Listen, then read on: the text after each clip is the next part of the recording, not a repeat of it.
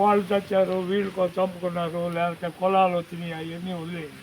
ఈ రాణపాడు ప్రాజెక్టు 50 మంది కందుకూరు నియోజకవర్గంలో ఉన్న 10 లక్షల మంది జనాలకు అందరూ కూడా కావాల్సింది.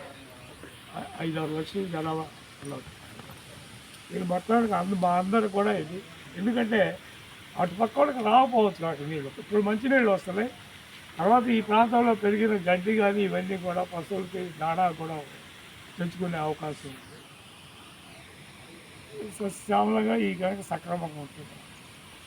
నేను ఆయకట్టు కమిటీ వాళ్ళని కూడా దీని విషయంలో జాగ్రత్త పడాలని నేను కోరుతున్నాను. రేపు త్వరలో 18 అడుగులు ఉంది. ఇప్పుడు వెంటనే కనుక ఈ సైక్లోన్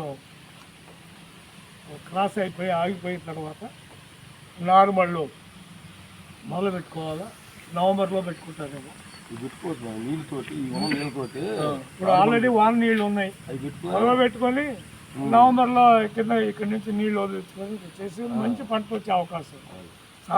సంవత్సరంలో కూడా నీళ్ళు ఉన్నాయి కనుక మనకు రావాల్సిన వాటర్ మనకు వస్తుంది తప్పనిసరిగా.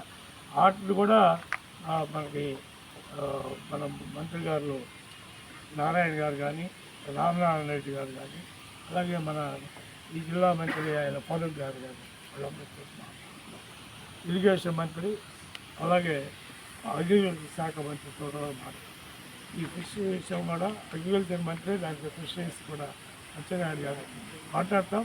తర్వాత తప్పనిసరిగా బాబు గారి దృష్టికి తీసుకుపోయి